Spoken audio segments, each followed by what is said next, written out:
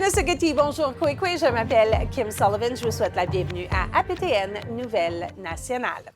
La petite ville de Terrasse-Vaudreuil, dans l'ouest de l'île de Montréal, a adopté une résolution qui fait jaser partout dans le monde, du New York Times au NDTV en Inde. Stéphanie Dessève nous explique comment les Premières Nations font aussi partie de ce mouvement de droit de la nature.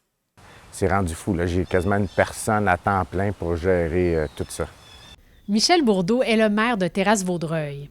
Il reçoit des tonnes de félicitations de partout dans le monde depuis que le Conseil a voté une résolution comme quoi les arbres de sa municipalité ont des droits. Bien, on nous avait dit qu'on était premiers au Québec, au Canada, mais par après, on nous a rappelé pour dire qu'on était les premiers au monde. Les arbres sont passés de statut d'objet à personne. La présidente de l'Observatoire des droits de la nature, Jenny Vega Cardenas, nous explique ce que ça change. C'est via la résolution de Terrasse-Vaudreuil qui reconnaît l'arbre comme un être vivant. Parce qu'au lieu d'être un objet qui est normalement inanimé, c'est un être vivant qui a des sens et qui a le droit d'exister, de croître et de se régénérer. La communauté est composée de 2000 habitants et de 10 000 arbres. Puis c'est comme si tu coupes un arbre, il faut que tu le remplaces. Et pourquoi ne pas donner une personnalité juridique aux arbres? Le film Des arbres et des arts du cinéaste québécois André Desrochers, qui a eu un effet sur la communauté de Terrasse-Vaudreuil. La présidente de l'Observatoire participe à la tournée de visionnement du film. Après le film, on a dit, bon, mais juste la question, est-ce que les arbres sont des objets ou les arbres sont des êtres vivants? Tout le monde a répondu, c'est un être vivant. Selon la présidente, l'arbre serait un écosystème en soi. Mais ils communiquent beaucoup par l'intérieur, par les racines, donc la partie invisible pour nous. Le film a changé la perspective du maire, qui voit maintenant l'arbre comme un partenaire pour contrer les inondations, ce que la communauté a vécu en 2017 et en 2019. Nous, on est convaincus et on est sûr que les arbres vont nous aider là-dedans. Et il souhaite faire de l'éducation populaire. On va éduquer les citoyens, les gens aussi, justement pour faire comprendre la nécessité d'avoir des arbres. On peut être plus sensible et dire, mais c'est vrai qu'avant de prendre une décision rapide de couper un arbre, de l'abattre, il faut prendre en considération tous les bienfaits qu'il nous donne. La résolution de Terrasse-Vaudreuil de donner des droits aux arbres s'inscrit dans une tendance. Mais en fait, dans le monde des droits de la nature, le mouvement est en effervescence d'une manière extraordinaire. Elle souligne entre autres le cas de la rivière Magpie, au Québec, dont le statut juridique est passé d'objet à personne. La rivière Magpie, ça a été une décision ça comptait sur une leadership autochtone. C'est la première rivière au Canada à avoir des droits. Située près de cette île, soit plus de 12 heures de route de Montréal. Et maintenant, c'est une des rivières les plus visitées au monde, les plus connues. Le chef Lucien Wabanonic de Lac-Simon estime que la résolution prise par la municipalité est d'intérêt. Pour nous, les Premières Nations, tout est vivant. Ce qui nous entoure est vivant. Donc, c'est ce qui nous rend vivants, d'ailleurs. La petite ville de Terrasse-Vaudreuil est devenue connue du jour au lendemain. Maintenant, elle doit montrer le chemin. Mais on est très fiers en même temps de pouvoir faire le chemin pour les autres, puis d'expliquer aux gens c'est quoi, nous qu'on fait exactement par rapport aux arbres. Stéphanie Dessève, APTN Nouvelle Nationale, Montréal. Parlant des droits de la nature, un chanteur français connu sous le nom d'artiste de Cendrillon donne une voix à la rivière Magpie. Rivière Magpie, en Innu, on l'a dit Moteheko Shipu. En 2021, la rivière Magpie, qui coule sur le Nitassinan de la Première Nation Innu d'Iqaluit et de Uashat-Makmanu-Utenam, a obtenu le statut de personne juridique. Elle a été la première entité au Canada à obtenir un tel statut de protection. Et son histoire a voyagé à travers le monde. Grâce à des documentaires comme Je suis Magpie et des reportages comme Droit de Moteheko-Shipu. Le chanteur français Cendrillon, lui, a découvert la Magpie sans jamais mettre les pieds au Québec. Et il y a un témoignage fort qui m'a impressionné, c'est de comparer la rivière avec un enfant qui n'a pas de parole. Et je trouvais ça fort de lui donner la parole pour qu'elle puisse s'exprimer. Et donc ça m'a ouvert vraiment un champ lexical, et puis ça m'a vraiment ouvert des idées pour parler de cette rivière. Il s'est donc mis à écrire de façon poétique et une chanson en a découlé. Je ne suis plus comme avant, tu sais, on m'a donné des droits. Cendrillon l'a tout simplement intitulé « La rivière Magpie ». J'aime bien en fait aller chercher dans les mots les significations les plus pures et les plus précises que je veux exprimer. Et je suis très content de l'écriture de ce texte, parce que en fait j'ai fait voilà, il a fallu que j'aille quand même un peu gratter un petit peu, voir un petit peu sans être venu au pays, essayer de voir un petit peu comment ça fonctionnait et l'importance surtout qu'avait cette rivière là-bas. Les paroles de la chanson donnent vie à la Magpie à la première personne. Je suis la rivière Magpie dans les terres ancestrales du peuple Innu. Le « je » est une volonté artistique de la part de Cendrillon. Je voulais que la rivière, elle interpelle l'humain, elle lui dise je ne suis plus comme avant, quoi. Maintenant, c'est terminé, tu fais plus ce que tu veux avec moi. Alors, il y a cette notion de puissance et de combat qui me plaisait dans cette démarche-là. Voilà. Et de dire que finalement, ben voilà quoi, la rivière, alors aujourd'hui c'est la Magpie, mais il y a d'autres entités comme ça qui méritent vraiment que des voix soient portées pour elles et qu'elles soient protégées et qu'elles soient préservées pour toujours. Comme la Seine ou le Loir en France, par exemple. On a tous, nous, chaque être humain a une Magpie quelque part. Parce qu'en fait, on a tous un endroit qu'on protège, qu'on aime et qu'on veut protéger, comme un enfant. Avant de commercialiser la chanson, il a voulu la protéger en partageant le produit final avec le conseil de la nation Innu Dequanichit. J'ai eu un très très bon accueil de cette chanson de par la communauté. Et derrière, il y a la Fondation Rivière, il y a le SNAP, il y a la MRC de Mingani, il y a même l'Organisation internationale des droits de la nature qui m'a répondu. Et il y a même Marc Angelo de la journée mondiale de la rivière qui m'a envoyé personnellement un mail. Et j'étais vraiment ravi, quoi. Je me suis dit, mais c'est extraordinaire. C'est extraordinaire l'impact qu'a pu avoir cette chanson. Ayant eu leur aval, il s'est senti légitime de parler de la rivière malgré qu'il soit un Français de France qui n'a jamais vu la rivière en vrai. Je suis le sang qui jaillit, qui nourrit tes veines. La chanson « La rivière Magpie » sortira officiellement le 15 juillet. Elle précède la sortie du 9e album de Cendrillon, Chercheur d'or, prévu en septembre. Kim Sullivan, APTN Nouvelle Nationale, Montréal. Quel bel hommage! Après cette courte pause, une réconciliation avec Hydro-Québec et les 3 sœurs transformées en super-héros. Soyez là. Je ne suis plus comme avant, tu sais, on m'a donné des droits. Je suis le sang qui coule, qui nourrit tes veines. De penser me dompter, non, ce n'est plus la peine.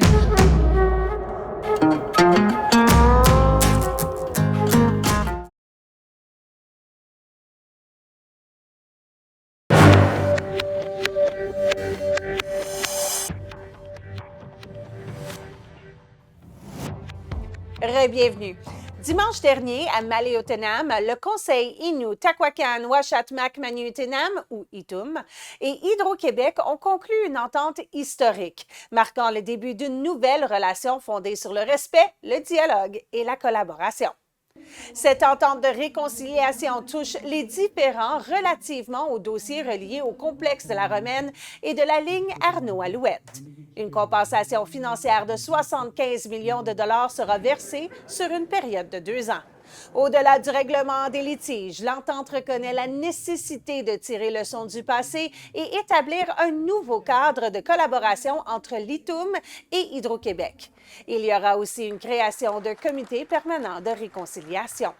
Les ministres présents ont noté l'importance du moment, indiquant le symbole d'un nouveau départ.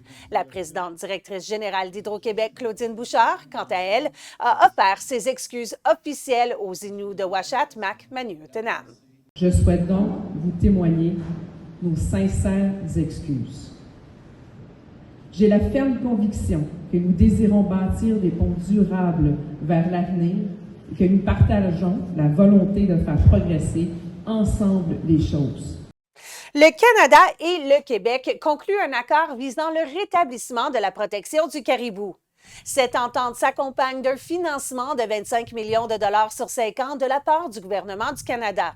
Ces sommes s'ajouteront aux investissements du gouvernement du Québec totalisant 59,5 millions de dollars pour les années 2024 à 2028 en appui au déploiement de mesures de conservation. Les deux gouvernements se disent prêts à consulter et impliquer les communautés autochtones du Québec dans la mise en œuvre des mesures pour le rétablissement de l'espèce. Par ailleurs, le gouvernement du Canada s'est également engagé à verser 15 millions de dollars sur 5 ans aux communautés autochtones du Québec pour ces mesures. Selon plusieurs chefs, par contre, cette décision a été faite sans avoir été consultée. Nous, on considère seulement que c'est une récompense qui est donnée aux provinciales monétairement parlant, mais sans objectif clair, ni de délai, ni d'engagement ferme là, pour atteindre et protéger le caribou, l'espèce qui est déjà en péril, qui d'ailleurs, la Couronne ne respecte pas ses propres législations là, dans ce cas-ci, parce que une espèce menacée, c'est supposé être protégée par une législation fédérale. Dans le cas-ci, c'est le caribou.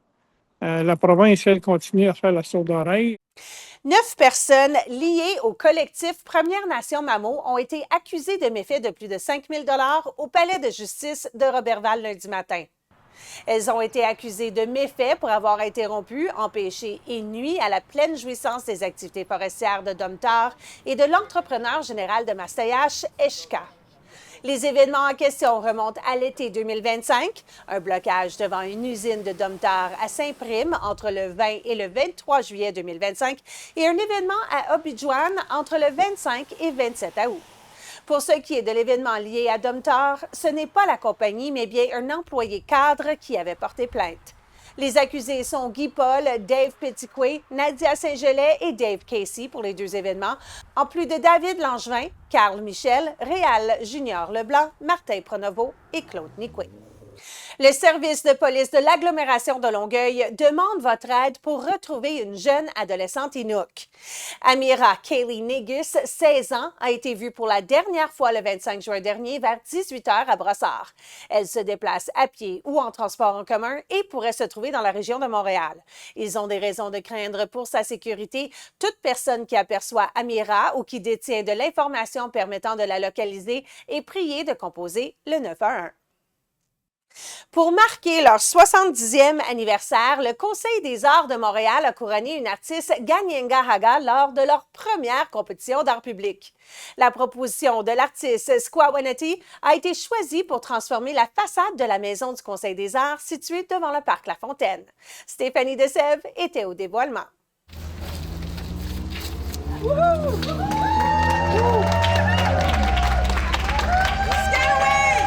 L'artiste Skawinati dévoile le code QR de son œuvre éphémère en réalité augmentée intitulée « Promesse ». En plus d'avoir transformé les colonnes de l'édifice Gaston-Miron situé sur la rue Sherbrooke-Est à Montréal.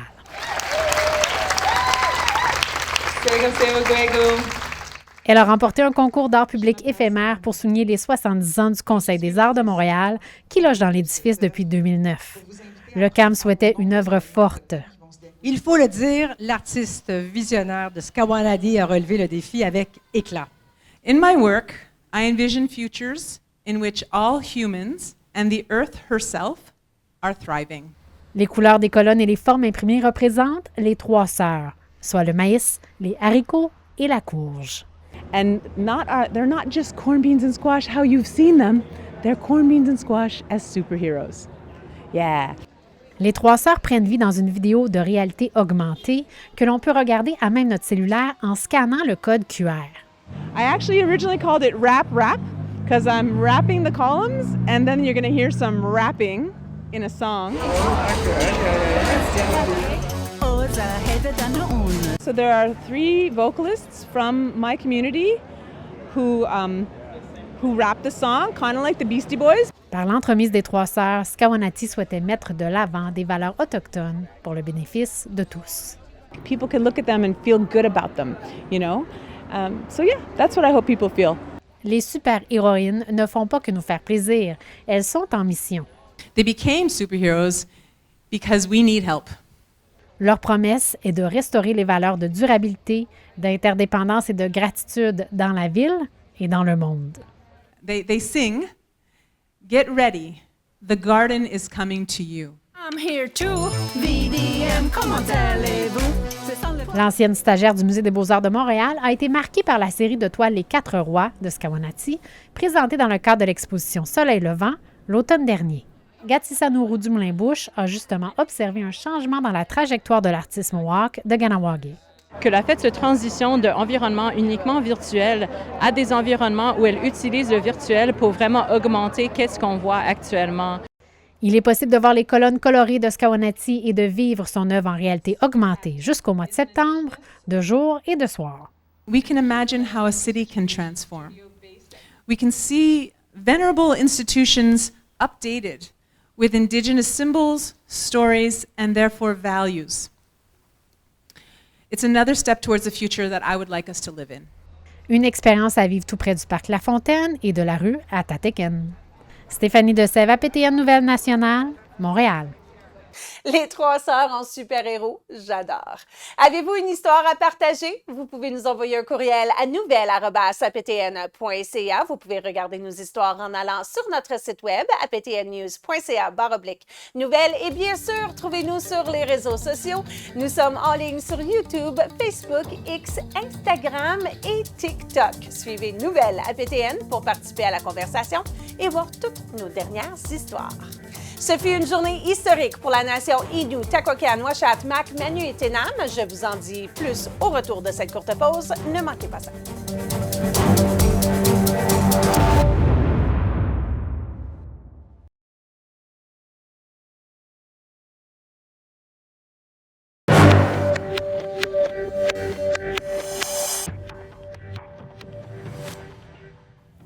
Re-bienvenue.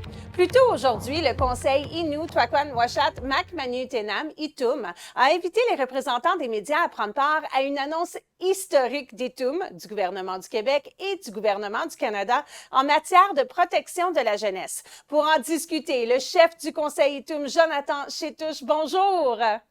Oui. Ça fait plaisir de vous avoir à l'émission. La dernière fois qu'on vous a vu ici et qu'on s'est parlé comme ça, c'est quand vous avez été élu. Et là, 2 événements historiques dans la même semaine. Vous êtes occupé? Vraiment occupé. Je suis très chanceux d'avoir un conseil que j'ai, un conseil d'élus que j'ai. J'ai 4 femmes au sein de mon conseil. On travaille très fort ensemble pour passer nos priorités. Nous, en rentrant au conseil de bande, on avait 2 priorités. Une des priorités maintenant qui se règle aujourd'hui. On est très fiers de cette annonce qu'on fait avec le Canada et le Québec aujourd'hui. Donc, parlez-nous de cette annonce historique en matière de la protection de la jeunesse. Nous, c'est nous qui va s'occuper maintenant de nos enfants. Là. Nous, on signe un accord de coordination qui est très historique parce que c'est la première signée au Québec avec le Canada et le Québec. Là. Je pense que c'est très important de l'annonce. C'est toujours dans nos ancêtres, mes grands-parents ont toujours dit c'est nous qui doit s'occuper de nos enfants parce que pour sauvegarder la langue, garder la culture, les amener en territoire, je pense que les enfants sont mieux servis, écoutés, oui, occupés par nous autres dans la communauté de Uashat maintenant, oui. Dites-moi, pour quelqu'un peut-être alloctone ou quelqu'un d'une autre nation qui nous regarde en ce moment puis qui disent « Mais qu'est-ce que ça veut dire vraiment qu'on a fait un accord avec le Québec, qu'on a fait un accord avec le Canada? Est-ce que ça veut dire que la DPJ n'est plus dans le portrait? Est-ce que ça veut dire que c'est une collaboration? Est-ce que ça veut dire qu'on va trouver des familles d'accueil en communauté qui vont pouvoir prendre ces enfants-là? Ça veut dire quoi, en gros? Une chose, un exemple concret que je peux donner, là, les enfants n'auront plus besoin d'aller à la cour, là, au tribunal, tout ça. C'est vraiment nous, dans la communauté, qui va s'occuper de ça avec un conseil de famille. Mettons un enfant au milieu d'une table, puis autour de la table, il y a sa grand-mère, son parrain, sa sœur. Eux autres vont trouver la meilleure solution pour l'enfant. Et si ça ne marche pas de ce côté-là, on a déjà un conseil des sages qu'on appelle, où il va y avoir des grands-mères, des aînés qui vont prendre des bonnes décisions pour nos enfants. C'est quelque chose de majeur qu'on annonce aujourd'hui. C'est hyper intéressant parce qu'il y a beaucoup d'inquiétudes qu'on entend où est-ce que les gens disent « Oui, mais des fois, la famille est trop proche. Si c'est la famille que ça ne fonctionne pas pour l'enfant, comment qu'ils peuvent avoir une opinion qui n'est pas biaisée ou qui n'est pas… » Mais avoir ce groupe de sages-là qui vont pouvoir un peu voir… C'est comme être un médiateur. Ouais, ben, moi, je pense que c'est comme revenir anciennement. Moi, je pense à ma grand-mère là, qui a élevé un de mes oncles. C'est pas mon vrai oncle, mais il a été élevé dans ma famille.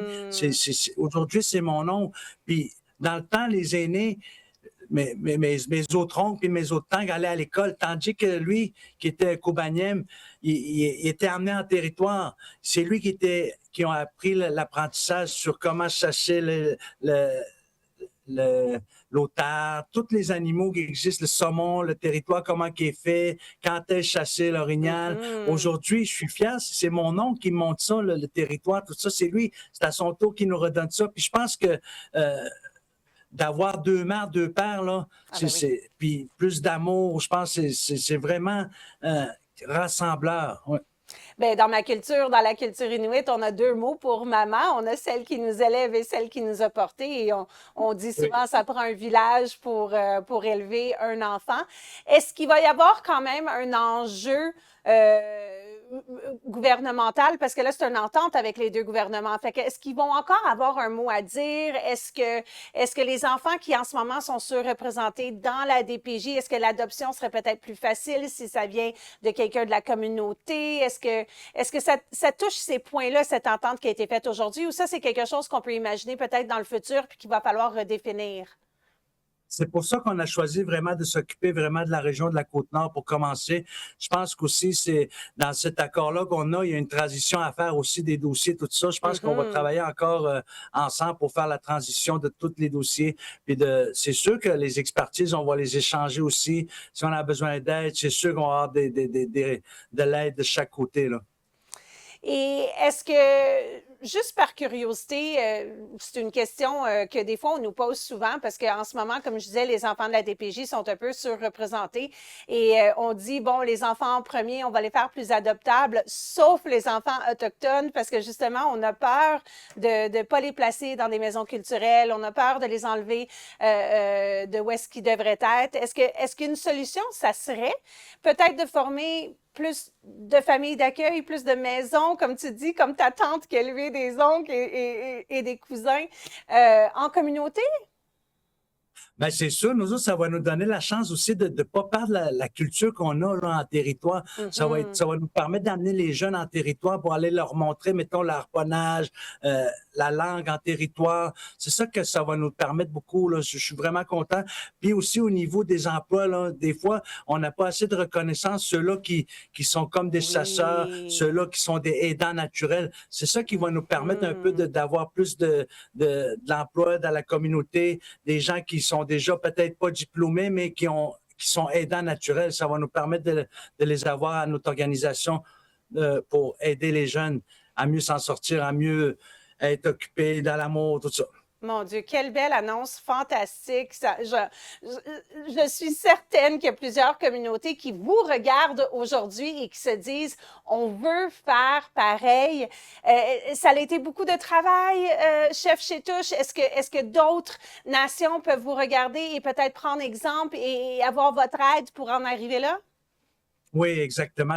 Comme tu dis, c'est un travail de plusieurs années, là, 10 ans de travail, 2000 personnes qui ont participé à la consultation. C'est vraiment les gens qui ont nommé c'est quoi qu'ils voulaient, comment qu'on va aider nos jeunes à mieux s'en sortir, comment aider les familles. Il faut pas juste aussi, moi je pense aussi là, dans l'histoire, là, l'enfant, oui, mais des fois, il faut aider la famille. C'est les parents qu'il faut aider aussi. Ça, il faut pas oublier, là, c'est ça qu'on va mettre en place aussi.